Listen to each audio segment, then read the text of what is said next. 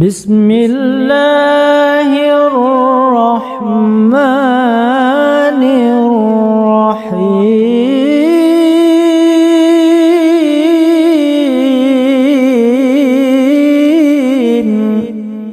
لقد كان لكم في رسول الله أسوة حسنة۔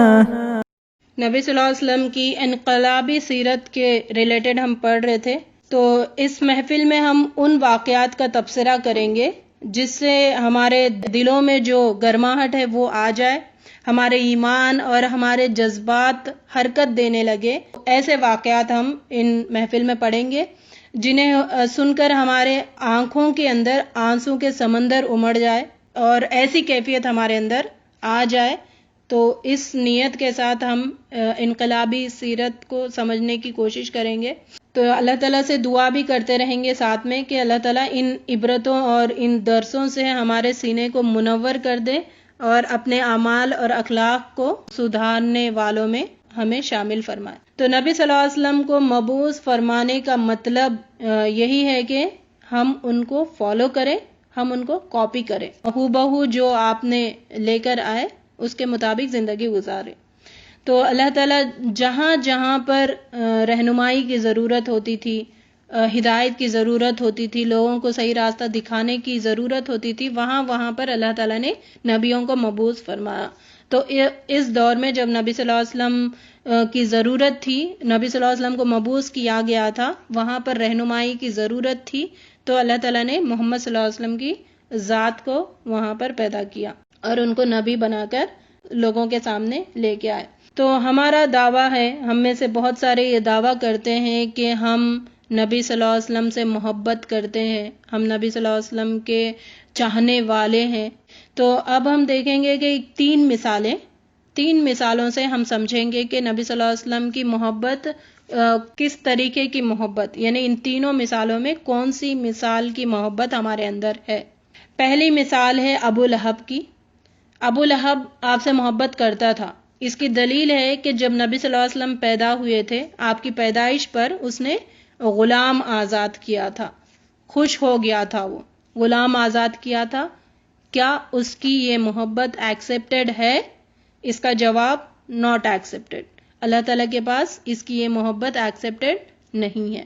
دوسری محبت کی مثال ابو طالب کی ہے، جنہوں نے نبی صلی اللہ علیہ وسلم کا ساتھ دیا، ہر وقت آپ کے قدم بقدم چلے، لیکن انہوں نے اسلام قبول نہیں کیا۔ کیا یہ محبت ان کی ایکسیپٹڈ ہے اللہ کے پاس؟ تو اس کا جواب ناٹ ایکسیپٹڈ، یہ بھی محبت قابل قبول نہیں ہے۔ تیسری محبت ہے صحابہ کرام کی عقیدت کے ساتھ، یعنی صحابہ کرام کی عقیدت کے ساتھ بھی اور عمل کے ساتھ بھی۔ پچھلی دو محبتوں کی جو مثال ہم نے دیکھی اس میں صرف عقیدت ہے، عمل نہیں ہے، اطاعت نہیں ہے۔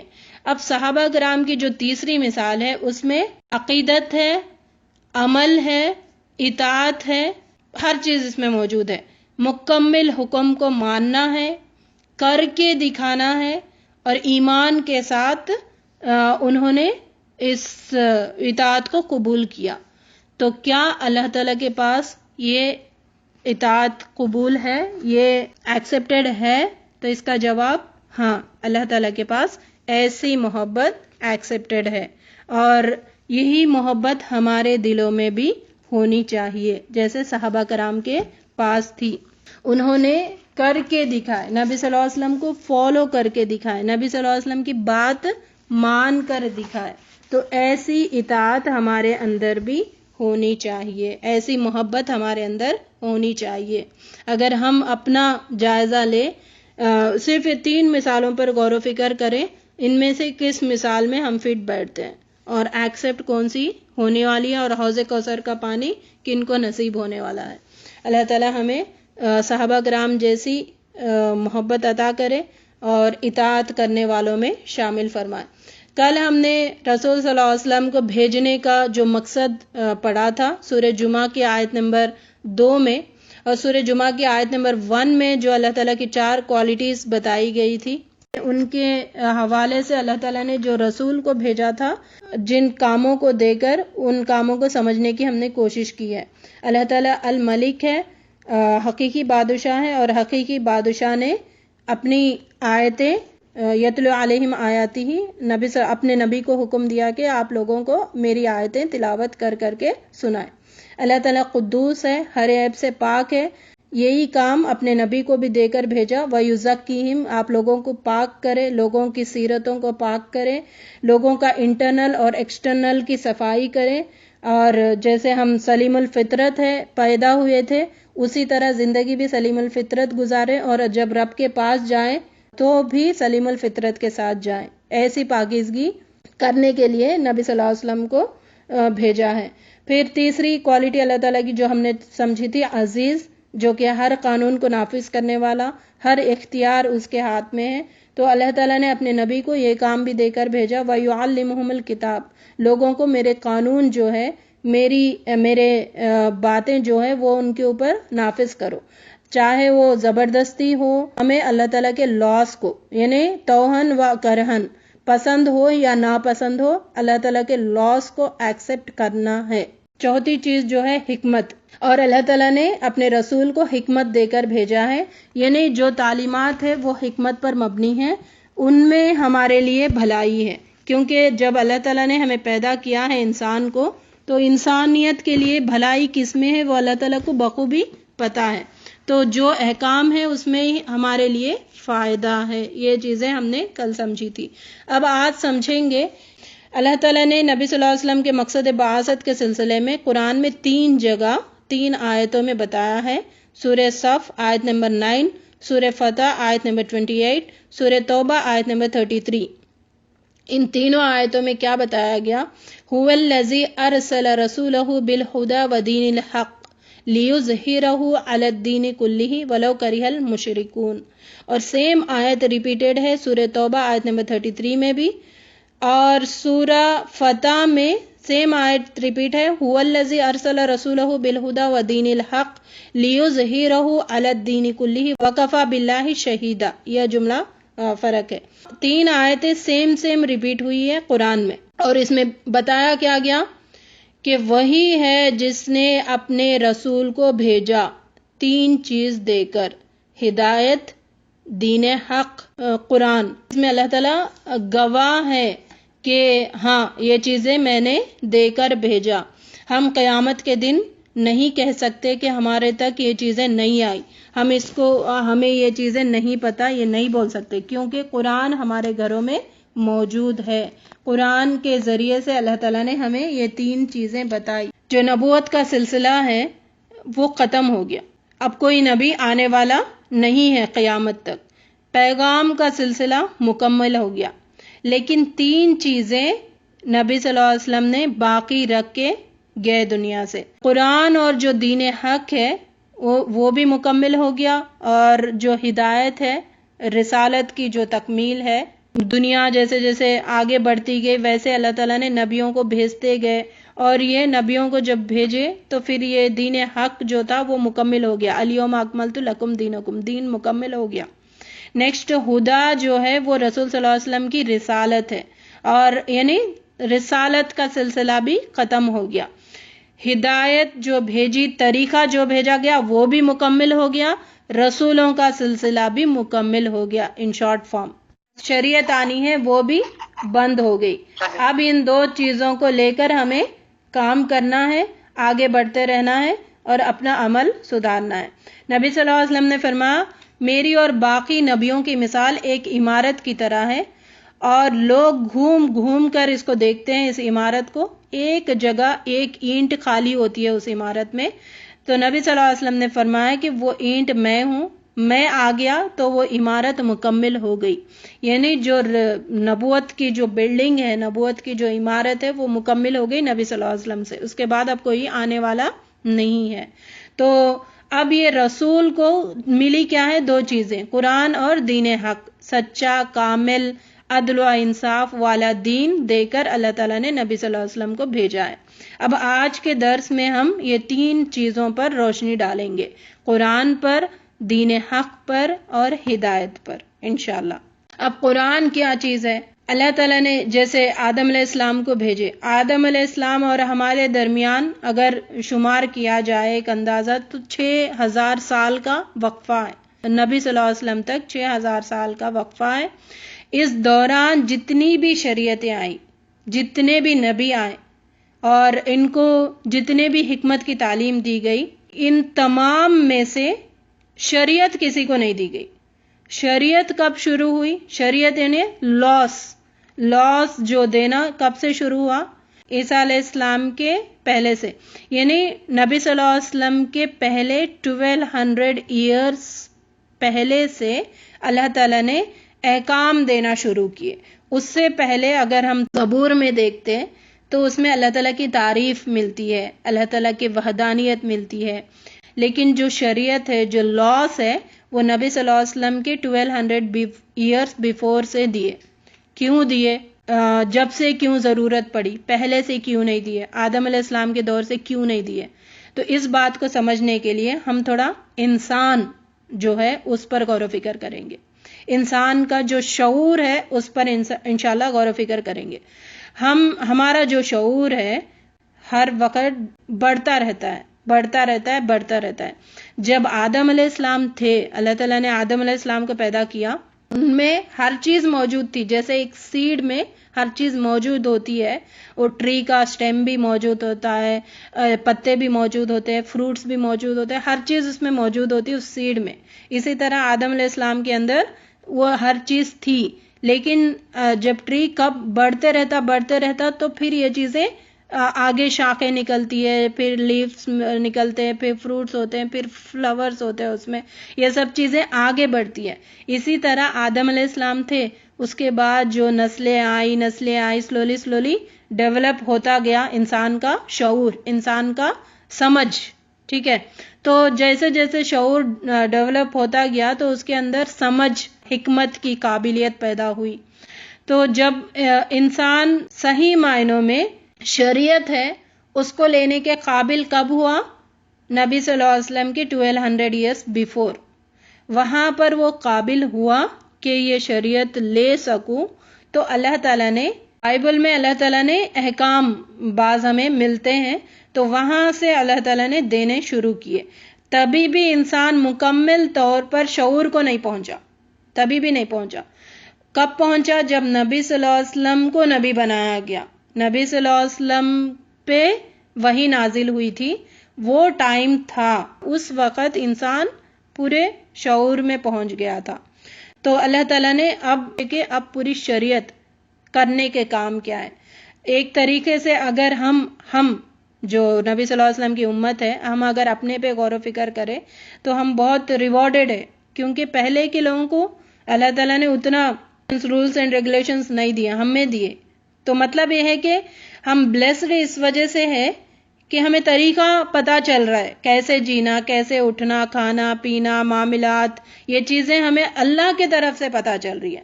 اس سے پہلے تو طریقہ نہیں تھا نا، مطلب ایسی جی لیتے تھے، پھر بھی وہ زبردست سویلائزیشنز تھے وہ۔ پھر یہ ٹائم تھا اللہ تعالیٰ نے قرآن کو، سیکنڈ پوائنٹ اگر اس پہ غور و فکر کریں گے، دین حق جو دے کر اللہ تعالیٰ نے بھیجا ہے۔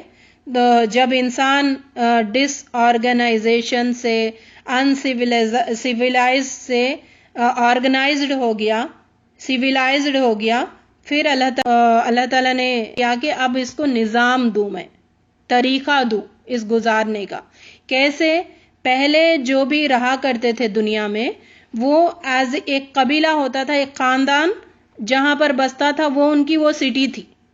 ایک خاندان جہاں بستا تھا، جو 4 گھر ہوتے تھے، وہ سٹی تھی ان کی۔ مکہ آباد ہوا تو پھر مکے میں کئی سارے لوگ آ کر رہنے لگے، بسنے لگے، ایسے سٹیز فارمیشن ہوئے، کنٹریز، اس میں ایک خاندان نہیں، دوسرے خاندان بھی آ کر رہنے لگے ان کے ساتھ۔ تو اب وہاں پر ان کو ضرورت پڑی کہ یہاں پہ رولنگ ہونا چاہیے، یہاں پر کانسٹیٹیوشن ہونا چاہیے۔ ویسے پھر کانسٹیٹیوشن بنتے گئے، جیسے ہم نے سیرت میں پڑھا تھا، قصے جو تھے انہوں نے دار الندوہ بنایا تھا، وہاں پر فیصلے ہوا کرتے تھے۔ تو ایسے ڈیولپ ہوتا گیا۔ پھر آگے جب بہت تو لوگ ایک شہر میں بستے گئے، بہت سارے خاندان بستے گئے، بہت ساری فیملیز بستے گئی، ایمپررز کی ضرورت پڑی، ایک رول آنے کی ضرورت پڑی، پھر وہاں پہ شہنشاہوں کی ضرورت پڑی. تو جب شہنشاہ آئے تھے، ایمپررز آئے تھے، ایمپررز اپنی مرضی سے چلانا چاہتے، اپنی مرضی کے رولز اینڈ ریگولیشنز وہاں پر نافذ کرنے چاہتے. تو اس وقت ہوا کیا، ان ایمپررز نے اپنی مرضی نافذ کرنے کے لیے دین نبیوں کے ذریعے اللہ تعالیٰ نے بھیجا ہے، وہ ان کی مرضی نافذ کرنے کے لیے رکاوٹ بنتی تھی. تو انہوں نے اس کو چھوڑا اور اپنی چیز نافذ کرنا شروع کیا، اپنی مرضی نافذ کرنا شروع کیا. تو اس وقت پھر اللہ تعالیٰ نے نبی صلی اللہ علیہ وسلم کو یہ دے کر بھیجا ہے کہ اب کوئی ایمپرر اپنی مرضی نہیں چلا سکتا، کوئی سلطنت اپنی مرضی سے نہیں چل سکتی. جو جوڈیشیل سسٹم ہے وہ نبی صلی اللہ علیہ وسلم کے ذریعے بتا دیا. نبی صلی اللہ علیہ وسلم کو ایسا دین دے کر بھیجا ہے جس میں ہر دین کا ہر پہلو پر روشنی ڈالی گئی، باہر ہو، اندر ہو، گھر کے باہر ہو، بزنس ہو، پولیٹیکل لائف ہو، گھریلو زندگی ہو، باریک سے باریک ہر چیز پر دین حق نے روشنی ڈالی. اس کو کہتے دین حق. پھر اللہ تعالیٰ فرما رہے سورہ اعراف آیت نمبر 6 میں کہ ان سے پوچھا جائے گا، جتنے بھی رسولوں کو بھیجا ہے اللہ تعالیٰ نے، ان سے پوچھیں گے کہ آپ لوگوں نے رسالت پہنچائے یا نہیں. فَلَنَسْأَلَنَّ الَّذِينَ أُرْسِلَ إِلَيْهِمْ وَلَنَسْأَلَنَّ الْمُرْسَلِينَ. اور صرف نبیوں سے نہیں بلکہ عام لوگوں سے بھی پوچھا جائے گا، اور جن لوگوں کی طرف ہم نے پیغمبر بھیجے ان سے بھی پوچھا جائے گا کیا یہ پیغمبروں نے اپنا کام پہنچا دیا، دین حق پہنچا دیا. اور پیغمبروں سے بھی پوچھا جائے گا کہ کیا آپ لوگوں نے اپنا کام مکمل کر دیا، دین حق پہنچا دیا. اسی لیے آخری حج میں آپ نے تقریر جب کی تھی اس میں بتایا کہ اللہم اشہد، اللہم اشہد، اللہم اشہد 3 دفعہ آپ نے آسمان کی طرف انگلی کر کے بتایا کہ اللہ گواہ رہنا میں نے دین پہنچا دیا. آپ نے پہلے لوگوں سے پوچھا تھا کیا میں نے پہنچا دیا، سب نے گواہی دی ہاں آپ نے پہنچا دیا. تو یہ دین حق ہے، ہم تک پہنچ گیا. اس بات کو ہمیں سمجھنا ہے کہ اللہ کی شریعت، اللہ کا قانون ہم تک پہنچ گیا. اب ہماری مرضی نہیں چلنی، اب ہماری منمانی نہیں چلے گی. ہر پہلو میں زندگی کے اللہ تعالیٰ کا قانون ہی چلے گا. ٹوٹلی ہماری زندگیوں پر اللہ کا قانون چلے گا، ہم اللہ کی زمین پر اللہ کا قانون چلے گا. یہ دین حق ہے. ٹھیک ہے. نیکسٹ بتایا گیا کہ ہدا تیسری چیز ہے، ہدایت دے کر. اب یہ ہدا کیا ہے؟ جب رسالت، رسولوں کا سلسلہ مکمل ہو گیا تو اب یہ تبلیغ کا کام رسولوں کے بعد ہمارے اوپر ذمہ داری بنتی ہے. تو رسولوں نے تو اپنا کام کر دیا، انہوں نے تبلیغ کی، اس کو نافذ کرنے کے لیے باتیں بھی سنی، تانے بھی سنی، پتھر بھی کھائے، لوگوں کے گالی بھی سنی، اور اتنا تک کہ ان کو قتل بھی کرنے کی لوگوں نے سازش کی ہے. تو یہ اس سے ہمیں پتہ کیا چل رہا ہے، یہ جو ہدا ہے، تبلیغ کا کام ہے، اس میں یہ چیزیں ہوں گی ہمارے ساتھ. لوگ ہمیں باتیں سنائیں گے، لوگ ہمیں تانے دیں گے، لوگ ہمیں ماریں گے، لوگ ہمیں قتل کریں گے، لوگ ہمیں پتھر ماریں گے. یعنی لوگ آخری کوشش ہمارے ساتھ کریں گے کہ ہم جو اللہ تعالیٰ کا دین ہے اس کو لوگوں تک پہنچانے سے رک جائے. یہ نبیوں کے ساتھ بھی ہوا، کئی سارے انبیاءوں کو قتل بھی کیا گیا اسی وجہ سے کہ تبلیغ کا کام چھوڑ دو، ہمیں بولنا چھوڑ دو. یہ کام ان کے ساتھ بھی ہوا ہے، اور قیامت تک جو بھی اس ہدا کو لے کر اٹھے گا اس کے ساتھ یہی لوگ کریں گے. وَمَا أَرْسَلْنَاكَ كَافَّةً لِلنَّاسِ بَشِيرًا وَنَذِيرًا.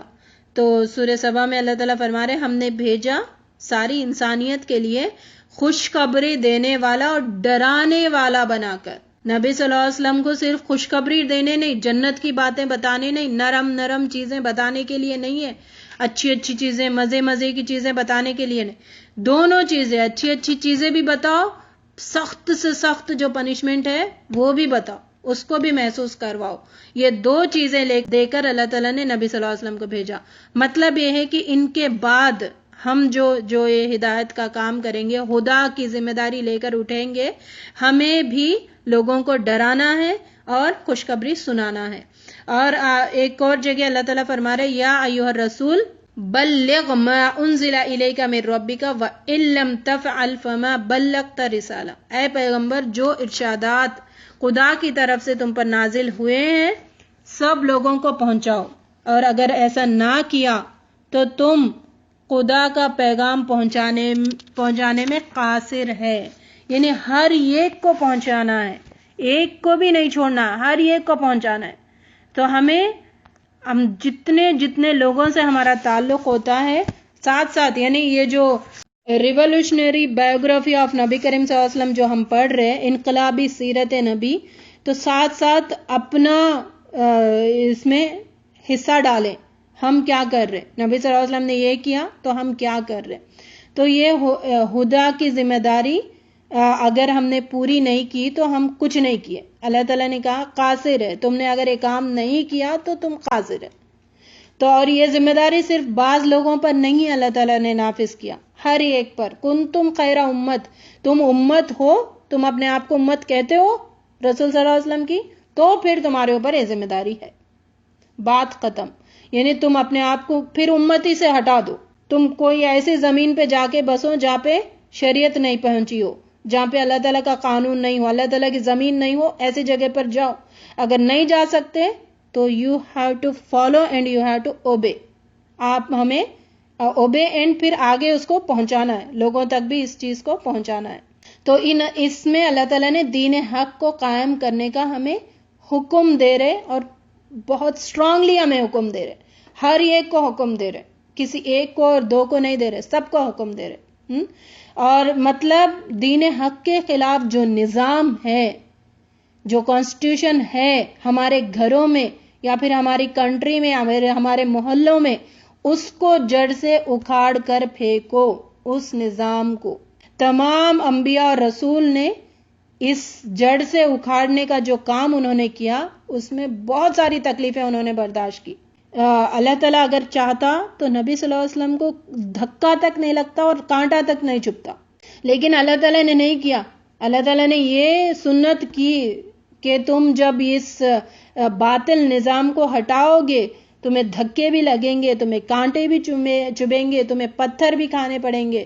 اگر ایسا نہیں ہوا تو مطلب تم کام صحیح نہیں کر رہے۔ یہ ہماری ذمہ داری ہے، ایسا نہیں ہے کہ ہر ایک کے ساتھ یہ ہو، بہت ہی ریئر کیسز میں ہوتا ہے، لوگ مان بھی جاتے ہیں، لوگ ایکسپٹ بھی کر لیتے ہیں اس شریعت کو، لیکن بہت کم ہے جو ایکسپٹ کرتے، بہت کم ہے۔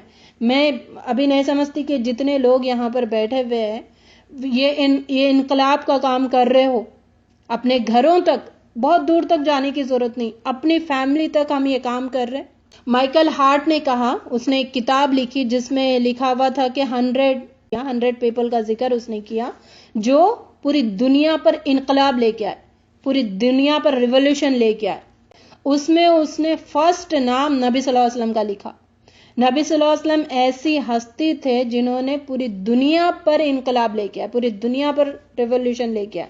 سیکنڈ اس نے لکھا عیسیٰ علیہ السلام کے بارے میں، اور تھرڈ اس نے عمر رضی اللہ تعالیٰ عنہ کے بارے میں، اور یعنی ان کی خلافت، انہوں نے زبردستی انقلاب لے کے، انہوں نے یعنی زمین، اللہ تعالیٰ کی زمین پر اللہ تعالیٰ کے قانون کو نافذ کرنے کی جد و جہد کیا، کوشش کیے، اور کوشش میں اپنی جان تک انہوں نے گنوا دی، یعنی یہی کوششیں ان کی تھی۔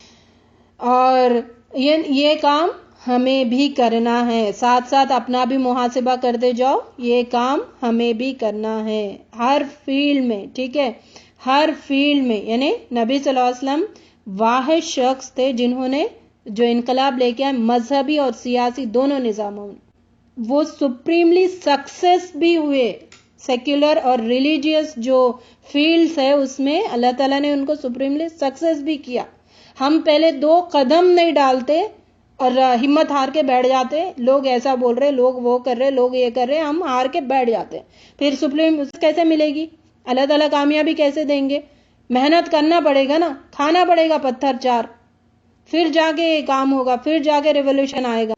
تو یہ انقلاب لانا بہت آسان کام نہیں ہے، یعنی دین کی دعوت دینا بہت آسان کام ہے. آپ لوگوں کو بولتے جاؤ اچھا جھوٹ مت بولو, نمازیں پڑھو, روزے رکھو, پردہ کرو, آپ بولتے جاؤ, کوئی خطرہ نہیں ہے. لوگ کیونکہ جس کو سننا ہے سنے گا, جس کو نہیں سننا ہے نہیں سنے گا. لیکن خطرہ کہاں ہے؟ پردہ ہے. لاؤ اب تم کانسٹیٹیوشن, پردہ کرو تم, اس کے بغیر تم گھر سے نہیں نکل, تم جھوٹ نہیں بولو, تم انصاف کرو, تم یہ جو انٹرسٹ جو پیسے لیتے ہو اس کو رک جاؤ, حرام پیسہ کمانے سے تم رکو. ایسے جب ہم کھڑے ہو جائیں گے نا, جب آتی ہے پھر جان کی بازی لگانے کا ٹائم. ٹھنڈے دعوتیں دیں گے تو کچھ خطرہ نہیں ہوگا. لوگوں کو جب ہلائیں گے نا, جھنجھوڑیں گے ہم یہ کرو, پھر اس وقت آتی ہے جان کی بازی لگانے کا. اور نبی صلی اللہ علیہ وسلم نے یہی کام کیا. کھڑے ہو گئے, لالچ دیا گیا, مال کا, خوبصورت عورتوں کا, بادشاہت کا, ہر چیز کا. انہوں نے صرف ایک جملہ کہا, آپ چاند سورج میرے ہاتھوں میں رکھ دو پھر بھی میں پلٹنے والا نہیں ہوں, یہ میں چپ بیٹھنے والا نہیں ہوں. یہ نبی صلی اللہ علیہ وسلم نے کام کیا. ہم سیرت پڑھتے, نبی صلی اللہ علیہ وسلم سے محبت رکھتے, یہ محبت ہے. محبت اس کو کہتے ہیں کہ ریولوشن لے کے آؤ, اللہ کے زمین پر قانون ہو. ہم صرف اتنا تو کریں کہ ہمارے گھروں میں قانون نہ آئے, ہمارے گھروں میں نافذ ہو, تو اتنا تو کوشش کرو نا. تھوڑا بن کے کام آگے بڑھے گا. سورہ احزاب آیت 39 میں بتایا گیا, وہ لوگ اللہ کے پیغام کو پہنچاتے ہیں اور دل میں اس کا خوف رکھتے ہیں اور اس کے علاوہ کسی سے نہیں ڈرتے, اور اللہ ہی سے وہ ڈرتے ہیں, تو اللہ تعالیٰ کافی ہے ان کے لیے, اللہ تعالیٰ کافی ہو جاتا ہے. سورہ احزاب آیت 39 میں بتایا گیا, اللہ ہی کا خوف رکھنا ہے, کسی سے نہیں ڈرنا ہے, بس کام کرنا ہے. اور جب ہم اللہ کے خوف کے ساتھ کام کریں گے تو اللہ تعالیٰ کامیابی دے گا. اور ایسے لوگوں کو حزب اللہ کہتے, اللہ کے گروپ والے. ایک اور گروپ ہے حزب الشیطان. 2 ہی گروپ سے پوری دنیا میں, یا تو آپ حزب اللہ بنو یا تو حزب الشیطان بنو. ٹھیک ہے, فیصلہ آپ کے اور میرے, اس میں ہم حزب اللہ بنتے. حزب اللہ بننے کے لیے پھر یہ ساری چیزیں کرنے پڑتی ہے, یہ کھڑے ہو جانا پڑتا ہے, ڈٹ جانا پڑتا ہے.